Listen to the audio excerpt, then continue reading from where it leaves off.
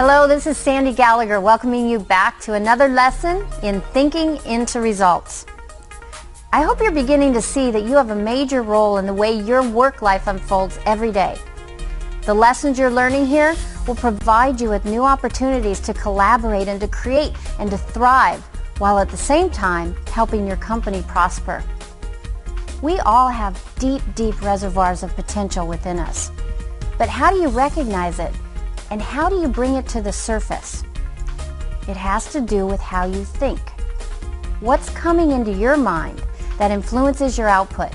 What are you thinking about? Is it what you want or is it what you don't want? Are you thinking about problems or are you thinking about solutions? One of my favorite quotes is from Ralph Waldo Emerson. And it's so simple, but it's so powerful. And it has a special meaning for this upcoming lesson. He says, we become what we think about all day long. It's your choice, what you give your attention to and what you think about all day, every day. Remember, you have control over the thoughts you think. Now here's Bob to help you understand a better way to think. Feed your mind what it needs to produce the outcomes that you most desire.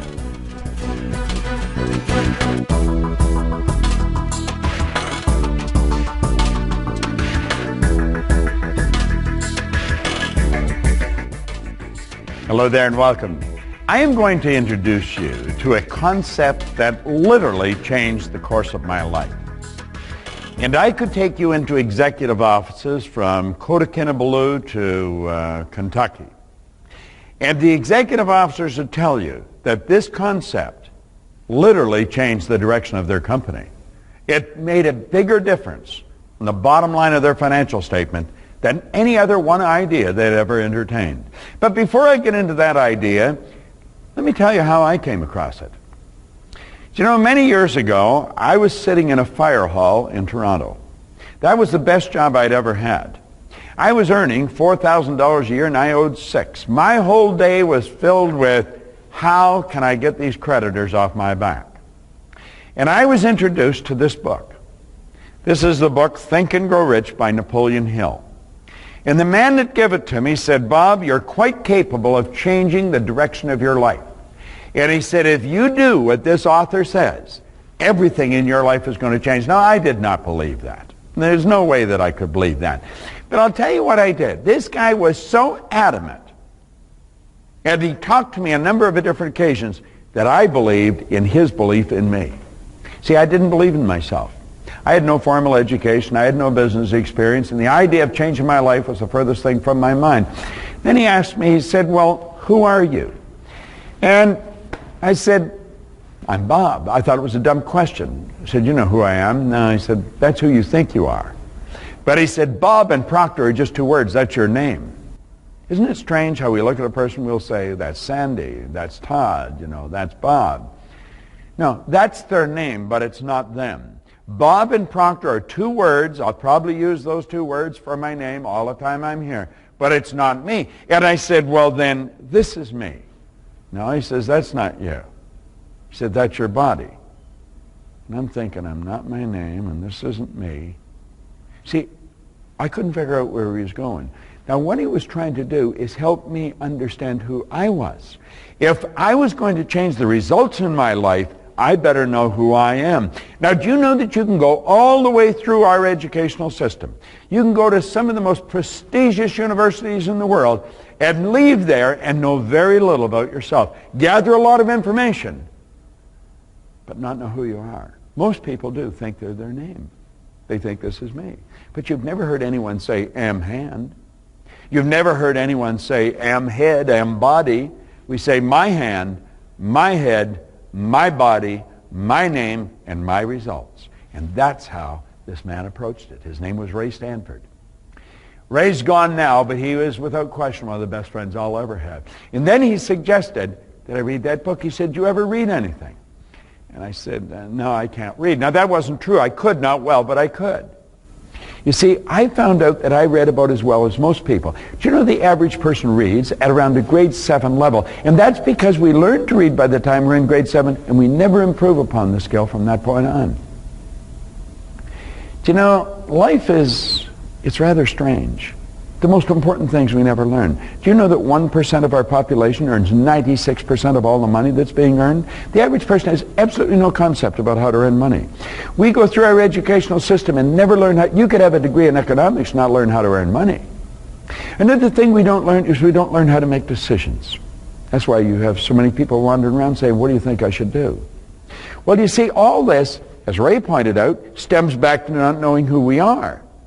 And so he got me thinking, and he said, start reading. He said, the secret of the ages are locked up in books. In fact, Robert Collier wrote a book, and that was the title of it, The Secret of the Ages. And he got me studying this, and I studied this book, and I kept reading, and I kept reading it, and I kept trying to do things, and everything started to change. I set a goal of earning $25,000. And, you know, in less than a year, I was earning $175,000. Then I took it over $1 million. But if you were to ask me what I had done, I couldn't tell you. You say, well, how'd you earn the money? Well, I started a business. You see, when I set the goal of earning money, I did what this man said. I wrote the goal on a card, I put the card in my pocket, and I read it as often as possible every day. A goal card. Isn't that strange? This is the direction I'm going in my life. This is where I'm going. And so I'd read it every day. Now, I had on the card that I was going to earn this $25,000. What'd that do? That caused me thinking of earning money. Now, prior to that, I was thinking of debt. You'd say, well, you know, is thinking of debt a bad thing? Well, we become what we think about.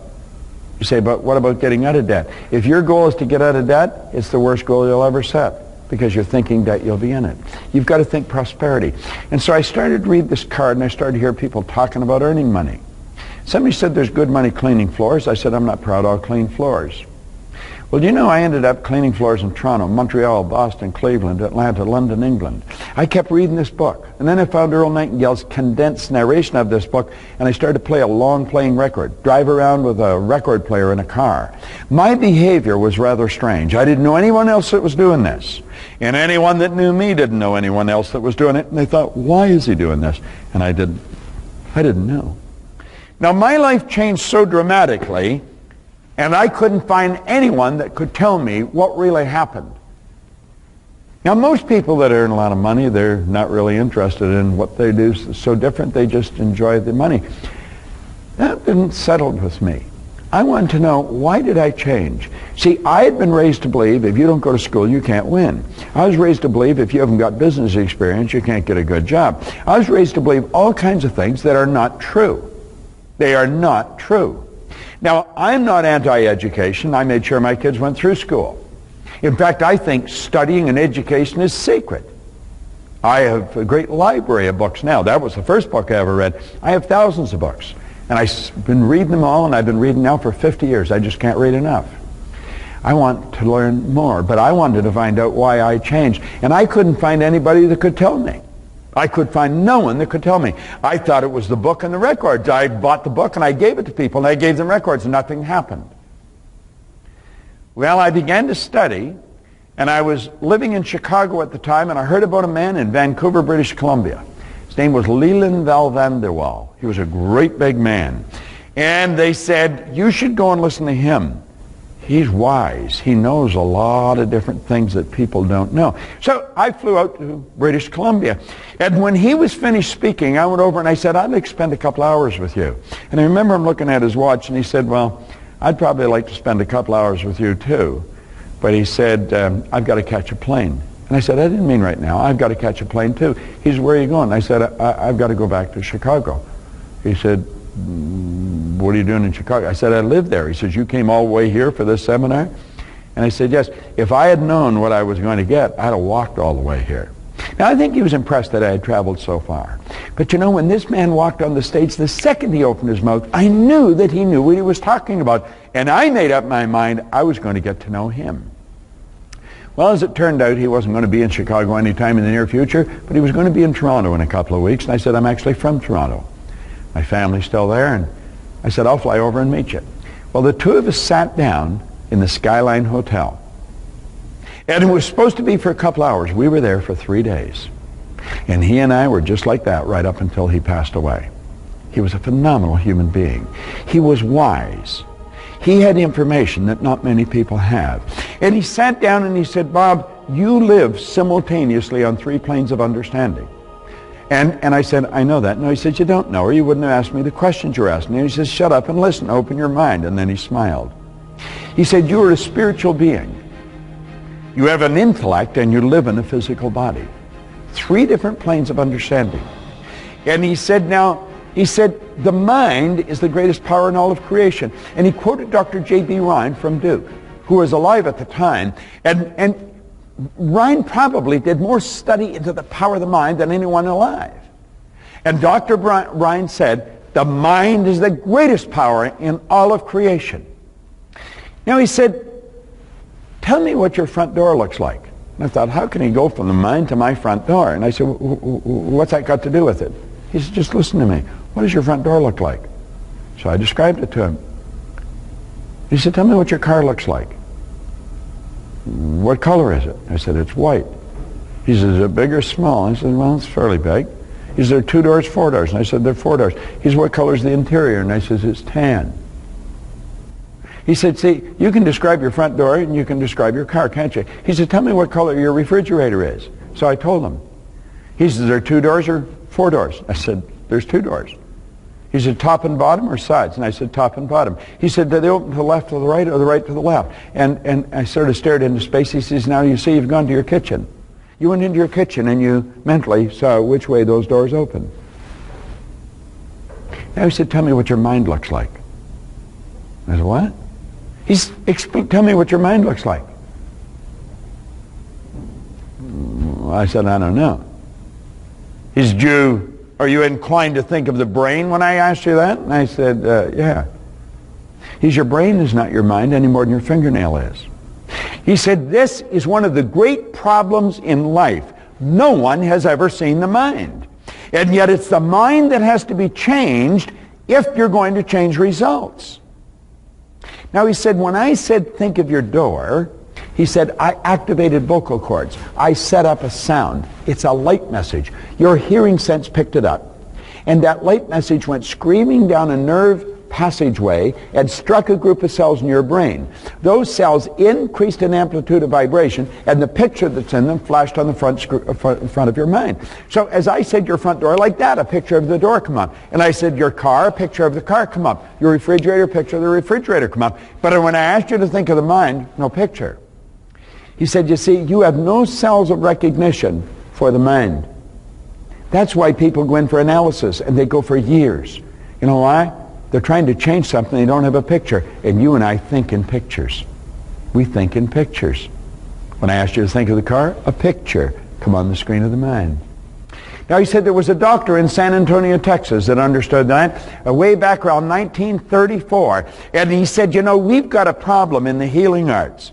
He said, we're treating people physically, we're treating symptoms, and he said, until we treat the whole person, there's not going to be any health. Well, do you know, in corporations, we are treating symptoms. In business, we're treating symptoms. In sales, we're treating symptoms. We are not treating the cause of low profits. We're not treating the cause of low sales. And until we treat the primary cause, there's going to be no permanent change. And he pointed that out to me. He said, we've got to have a picture of the mind. Now he said, I'm going to draw a picture. This is a picture that Dr. Thurman Fleet drew in 1934. And he said, this is the mind. Now he said, look at it. And you look, you might smile. You just see a couple of circles and a couple of lines. We call this the stick person. Now I want you to let the large circle represent the mind and the small circle represent the body. Now the mind controls the body. The body is an instrument of the mind. Now I want you to think. I want you to stop and think of the performance of some people that you know. You can choose yourself if you want. It's the way we act, it's the behavior that's going to determine the results.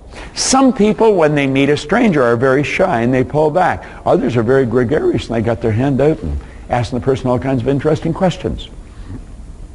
The behavior of people varies greatly, but the nature of people, they're exactly the same. See, the mind operates the same for the shy person as it does for the gregarious person. It's how the mind is programmed with the shy person that's so different from the gregarious one. And the mind is programmed both genetic and environmentally. That's how paradigms are formed. But we talk about a little more about that in another lesson. What I want you to focus on is this drawing again. Come back to the drawing. Now let's take that large circle and we'll put a line right through the center. And we'll say everything on the top half is referred to as the conscious mind. Everything on the bottom half is referred as the subconscious mind. And of course the small circle on the bottom is the body. Now, this is what Val suggested I do. He said, I want you to let your head represent the mind. Everything from the neck down represent the body. Now he said that's not the way it is. Mind is in every cell of the body. Mind is movement, body's the manifestation of the movement. But we've got to have a picture to operate with. So the top half of the drawing is the conscious mind. That is the thinking mind. The bottom half is the subconscious, and that is the emotional mind. And of course, it's what's going on in the emotional mind that's going to determine what the body does. How do the ideas get into the emotional mind? Well, we put them there. Now, do you see, there is a great power that's flowing to and through us, and it never stops. And as this power flows into the consciousness, we have the ability to think. Do you know what the problem with most people is? They don't think. Do you see those little lines growing out of the conscious mind? They're called sensory factors. We can see, hear, smell, taste, and touch. And the sensory factors is what feeds information into the consciousness from the outside world. Now, we have been conditioned to live through those sensory factors. We've been conditioned to go by what we see, hear, smell, taste, and touch. As little kids in school, we get a report card.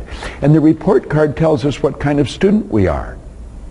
And so we look at the report card, the teacher looks at the report card, we take it home, the parent looks at the report card, and that tells us what kind of a student we are, doesn't it? The truth is, it really doesn't. But that's the belief system we're operating with. The report card actually tells us where our mind was at for a few minutes, maybe 3 weeks ago. It has absolutely nothing to do with potential, but that's what the child believes. That's what the parent believes, and then we start treating them according to the grades they got on the card. Now that's rather sad, because when we leave school, we let the sales sheets dictate what kind of a salesperson we are. We let the balance sheet dictate what kind of an organization we are. And we let the balance sheet control everything we plan to do. The balance sheet is the report card. It just tells us what was going on in the past. It has absolutely no bearing with what's going to go on in the future unless we let it. And unfortunately, we've been letting it. You see, this little stick person here that we're looking at is every person. That's every person in an organization. And as the people start to understand how their mind operates and why they're doing what they're doing, I guarantee you the report card will change. It will change so dramatically, it will shock the person. And that's what happened to me. Here was a guy with no formal education, no business experience, a very poor work record, and like that, he was building a company that operated in a number of different cities, in 3 different countries, doing millions of dollars volume. And he had absolutely no idea what he was doing. He was operating with a picture. He had a picture in his mind of what he wanted, and through repetition, he planted that picture in the subconscious mind. And what was planted in the subconscious mind had to move into form. All right, now let's pay real close attention to this graphic illustration, because this is really the creative process on how it all works. There's a power flowing into your consciousness. This is your thinking mind, and this is where dreams are built. And you take those dreams and you impress them upon your subconscious mind. Now this is what causes the feeling in your consciousness. This is how you get emotionally involved in the idea. Those emotions then are expressed with and through the body, and that's what causes the body to change in its state of vibration. As the vibration changes, the action changes. And when your action changes, the universe reacts to that. It's action-reaction. The reaction alters your conditions, your circumstance, and your environment. Or, as we say, your results. Now that is a process. If you go through that a number of times, just keep playing this over and over again until it's indelibly printed on the screen of your mind. Then when you find that you're not feeling good, you know that you're emotionally involved with the wrong idea. Or if you find the things that are coming into your life are not to your liking, you've got to ask yourself, how am I acting? What am I emotionally involved with? What kind of ideas am I thinking? You see, this is the process. And as you understand it, then you can keep reflecting in your own life. And you'll know what's going on inside. You can always tell what's going on inside by what's happening on the outside. You know, James Allen, in his marvelous little book, As a Man Thinketh, he said, we think in secret, and it comes to pass. Environment is but our looking glass. Whatever's going on in your outside world is a reflection of what's going on in the inside world. You control the inside. Live from the inside out, and quit living from the outside in. So as we go through these lessons, this drawing becomes the genie. And you're going to understand why and how some of the senior executives in the world love this drawing. I'm going to tell you one thing. I love it. It's changed my life. It's helped me understand me better. And because I understand me, I understand you. See, if I stand back and watch how another person behaves, it's telling me what's going on in the mind. Now, the conscious mind is where we gather information. That's where we pile the books up. But that is not the part that controls the actions of the body. It's not what controls what we do. It's the subconscious mind that does that. See, the conscious mind thinks, the subconscious executes what's impressed upon it, and it expresses it with and through the body. It's the mind and the body that produces the results. And every person ought to understand how it works. We teach it to little children, and we see kids go from failing grades to honors just like that. We've all got the potential. We have got deep reservoirs of potential within us. And what we want to do is learn how to bring it to the surface. We're going to show you how to take all the knowledge your people have already gathered and how to put it to work. And you know where it goes? Right to the bottom line of your financial statement, of their report card, of their bank account. Every person has genius locked up within them. What we have to do is bring it to the surface. That's what this little stick person does. See, where we're thinking of ourselves, we get very confused thoughts. When we bring the stick person into play, we start to see the mind and the body. And we start to understand, if I'm doing this, it's because of what's going on in here. And if I want to change my behavior and results, I've got to change what's going on in the subconscious mind. You're going to learn to love this little drawing, the stick person. It certainly is the genie, and it's going to be the genie in your company. So do you see, when we talk about thinking into results, that's exactly what it's all about. Do you know that all the great leaders all down through history have agreed on one point? They've disagreed on virtually everything else. Every one of them, without exception, have agreed that we become what we think about. Do you know the problem with most people? Most people don't think. Earl Nightingale, my old employer and my mentor, he said if most people said what they were thinking, they'd be speechless. I'm inclined to agree with him. Dr. Ken McFarland, who's gone now, but he was a superintendent of schools over in Kentucky, and he was just an incredible human being, one of America's greatest speakers. He said 2% of the people think, 3% think they think, 95% would rather die than think. You'll say, well, everybody thinks. I'll tell you what to do. Start to pay attention to what people are saying. They'd never say what they were saying if they were thinking. Start to pay attention to what people are doing. They'd never do what they're doing if they were thinking. No. Mental activity does not constitute thinking. See, those sensory factors are like 6-lane highways. There's information rushing into people's conscious mind all the time. And some of it seeps into the subconscious. That's why they start doing this and they stop. And they go over here and they stop. And they go over there. Very few people are focused. We're going to show you, when we go into the lessons on the mental faculties, how to shut off those highways so that all this information that's rushing in and causing conscious confusion stops. And you become focused, dedicated and disciplined. That's when your life's going to change. Study this little stick person. Take the lesson that's just on the stick person and review it over and over and over again.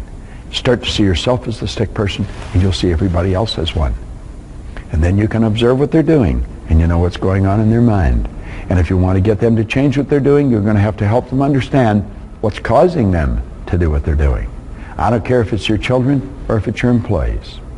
That's the way it works. I love this little drawing. It has certainly changed my life. And it'll change yours. It's Bob Proctor. Thank you. We're really getting into thinking into results with this lesson, and one of the best ways to learn is repetition. So I encourage you to go over this lesson as many times as you can and use the graphic that Bob just introduced to us. It'll give you clarity on what's going on in your mind and in your behavior.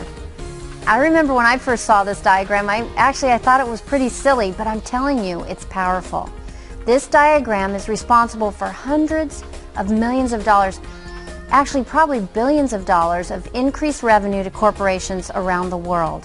So study it until you really understand it.